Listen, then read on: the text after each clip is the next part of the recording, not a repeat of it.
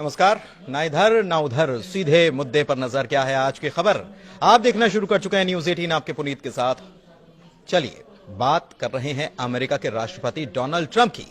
भले ही अमेरिका की कोशिशों के बाद इजराइल और हमास के बीच जंग थम चुकी हो, या फिर दूसरी तरफ उत्तरी गाजा में भी एक बार फिर से निर्वासित हुए फिलिस्तीनियों की वापसी शुरू हो चुकी हो, लेकिन अब ट्रंप ने एक बार फिर से जो बयान दिया है उससे पूरे मिडिल ईस्ट में ही हड़कंप मच चुका है। दरअसल ट्रंप ने जोर देकर कहा है कि फिलिस्तीनियों को जॉर्डन और मिस्र जाकर बस जाना चाहिए। ट्रंप के इन दोनों देशों के प्रमुखों को भी संबोधित करते हुए कहा गया कि उन्हें उम्मीद है कि जॉर्डन और मिस्र फिलिस्तीनियों को फिर से तैयार होने वाले गाजा के बजाय अपने देशों में बसाने के प्रस्ताव का समर्थन कर देंगे। हालांकि ट्रंप की तरफ से दिए गए इस बयान से ना तो दोनों देश इत्तेफाक रख रहे हैं और ना ही फिलिस्तीन के लोग। हां, इजराइल के दक्षिणपंथी नेताओं को जरूर कहा जा रहा है कि ट्रंप का यह बयान रास आ रहा है। सबसे बड़ी बात यह है कि ट्रंप ने यह बयान देते हुए अमेरिका की तरफ से जॉर्डन और मिस्र को दी जाने वाली मदद की दुहाई तक दे डाली है और कॉन्फिडेंस दिखाते हुए कहा है कि वे ऐसा ही करने वाले हैं क्योंकि हम उनके लिए बहुत कुछ करते हैं और वे ऐसा करने वाले हैं। व्हाइट हाउस के ओवल ऑफिस में फोटो सेशन के दौरान ट्रंप ने यह बात दोहराई है। जी हां, दोहराई, क्योंकि इसके पहले भी वो ये कह चुके हैं। या हम इसे इस तरीके से समझ सकते हैं कि ट्रंप इन देशों पर अपने एहसान की याद दिलाते हुए कहना चाहते हैं कि उन्हें ऐसा करना ही चाहिए। तो क्या यह समझा जाए कि ट्रंप अब इस मामले में दबाव डालने की कोशिश आने वाले वक्त में करते नजर आएंगे, या फिर चाहे वो जॉर्डन हो या मिस्र? लेकिन सवाल यह उठता है कि क्या फिलिस्तीनी गाजा वाले इलाके को छोड़ने के लिए राजी हो जाएंगे? वैसे हालात की अगर बात की जाए तो गाजा में हालात काफी बिगड़े हुए हैं। 70% गाजा का इलाका मलबे के ढेर में तब्दील हो चुका है।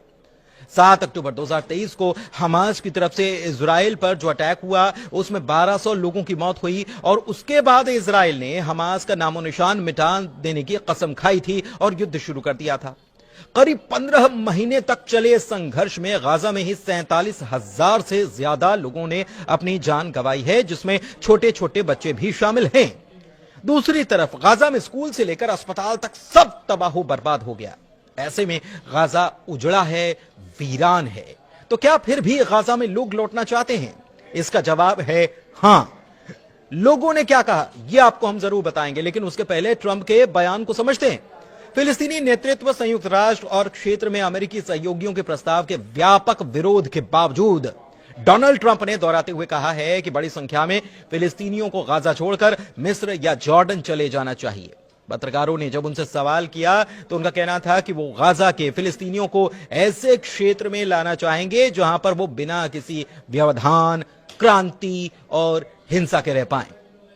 हालांकि यह साफ है कि मौजूदा अमेरिका नीति और अंतर्राष्ट्रीय कानून भी इसकी इजाजत देता नहीं है। लेकिन अब पूरा अरब इजराइल और फिलिस्तीन के बीच चल रहे संघर्ष के समाधान के लिए इस सुझाव को खारिज कर रहा है, जबकि इजरायली दक्षिणपंथियों ने कहीं न कहीं इसे स्वीकार किया या उनको यह रास आ रहा है। बताएं कि ट्रंप जल्द ही अपने इजरायली समकक्ष यानी कि वहां के प्रधानमंत्री बेंजामिन नेतन्याहू से मुलाकात करने वाले हैं। ट्रंप के अमेरिका की कमान संभालने के बाद किसी राष्ट्राध्यक्ष की उनसे पहली मुलाकात होगी। ट्रंप का कहना है कि जब गाजा पट्टी पर नजर डाल दी जाती है तो यहां के हालात भी नजर आते हैं और ये बताते हैं कि कई सालों से ये किसी नर्क से कम नहीं है।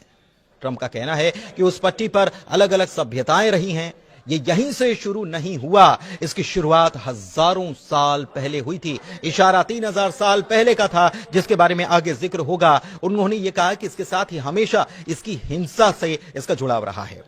आप ऐसे क्षेत्र में रहने वाले लोगों को पा सकते हैं जो बहुत अधिक सुरक्षित हैं, शायद बहुत बेहतर हैं और शायद बहुत अधिक आरामदायक है। इतना ही नहीं, ट्रंप की तरफ से यह भी दावा किया गया कि रविवार को मिस्र के राष्ट्रपति अब्देल फतह अल सीसी और जॉर्डन के राजा अब्दुल्ला से उन्होंने बात की थी और जोर देकर कहा था कि सहमति इस पर बन जाए, सहमत हो जाएंगे। हालांकि आपको बताएं कि अम्मान और काहिरा दोनों अब तक इस बात पर अड़े हैं कि ट्रंप का सुझाव गैर स्टार्टर है। मिस्र की मीडिया में मंगलवार को जो खबरें आई उसमें यह दावा किया गया था कि सीसी ने ट्रंप से बात ही नहीं की। उधर गाजा की बात करें तो यहां का 70% बुनियादी ढांचा मटिया मेट हो चुका है। 2.3 मिलियन आबादी गहरे संकट में, 15 महीनों में 47,000 लोगों की मौत हो चुकी है और 90% लोगों को अपने घरों से विस्थापित होना पड़ा है। लेकिन उसके बाद भी हाल में जब इजराइल ने इस इलाके की बात की जाए तो हाल में जब इजराइल ने इस इलाके में प्रवेश करने के लिए, उत्तरी गाजा के इलाके में प्रवेश करने के लिए नेट्जारिम कॉरिडोर को खोला, तो यहां से हजारों की तादाद में लोग फिर से अपने घरों की ओर लौटते नजर आए। लेकिन दूसरी ओर टाइम्स ऑफ इजराइल की तरफ से खबर सामने आई और इस खबर के मुताबिक सुरक्षा कैबिनेट के मंत्री ने अपना नाम न बताने की शर्त पर यह बताया कि ट्रंप की तरफ से यह बयान शायद इसीलिए आया ताकि इजरायली प्रधानमंत्री बेंयामिन नेतन्याहू की इजराइल में मजबूती और कुर्सी दोनों बरकरार रह सके। उनकी सरकार के ऐसे सहयोगी जो कि बंधकों के रिहाई और युद्ध विराम समझौते के बाद गठबंधन को अस्थिर कर चुके हैं, वो एक बार फिर से उनके ही पाले में आ जाएं। उधर ट्रंप के बयान के बाद अगर फिलिस्तीन की बात करें तो फिलिस्तीनियों ने संयुक्त राज्य अमेरिका के राष्ट्रपति डोनाल्ड ट्रंप के गाजा पट्टी से विस्थापित होकर मिस्र और जॉर्डन भेजे जाने के प्रस्ताव की कड़ी निंदा की है। वो कह रहे हैं कि हम इस बात पर जोर देते हैं कि फिलिस्तीनी लोग कभी भी अपनी जमीन या अपने पवित्र स्थानों को छोड़ेंगे नहीं और हम 1948 और 67 की आपदाओं की पुनरावृत्ति की अनुमति भी नहीं देंगे। हम लोग दृढ़ रहेंगे, अपनी मातृभूमि नहीं छोड़ेंगे। लेकिन दूसरी तरफ इजरायली मीडिया ने बताया है कि मध्यस्थों ने युद्ध विराम वार्ता के दूसरे चरण पर शुरुआती काम शुरू कर दिया है, जो मार्च की शुरुआत में लागू होने वाला है। समझौते के महत्वपूर्ण अगले चरण के दौरान इजराइल के गाजा से पूरी तरह से हटने की उम्मीद है और हमास के निशस्त्रीकरण की उम्मीद है, लेकिन इसे लेकर जानकारियां कुछ साफ नहीं है। वैसे इससे पहले आपको याद होगा कि कुछ वक्त पहले इजराइल की तरफ से एक मैप जारी किया गया था और इजराइल के मैप से अरब देशों के हुक्मरानों के जिस्म में आग सी लग गई। इजराइल के इस प्लान से ऐसा भी नहीं कि अरब मुल्क पहले से अनजान थे, लेकिन अब तो उसने मैप जारी करके खुलेआम ग्रेटर इजराइल बनाने का ऐलान कर दिया है। दरअसल इजरायली शासन की तरफ से अरब मुल्कों को मैसेज देते हुए एक मैप जारी किया गया जिसमें लेबनान, जॉर्डन, सीरिया, इराक, फिलिस्तीन, मिस्र और यहां तक कि सऊदी अरब तक के इलाकों को शामिल किया गया है। इस पूरे प्लानिंग का नाम है the greater Israel plan. Israel के विदेश मंत्रालय ने सोशल मीडिया पर एक पुराना नक्शा जारी किया और यह कहा कि वो इजराइल को ग्रेटर इजराइल बनाने के लिए प्रतिबद्ध हैं। ग्रेटर इजराइल का मतलब अब अखंड इजराइल से है, जिसमें लेबनान, जॉर्डन, सीरिया, इराक, फिलिस्तीन, मिस्र और सऊदी अरब के कई इलाके शामिल हैं।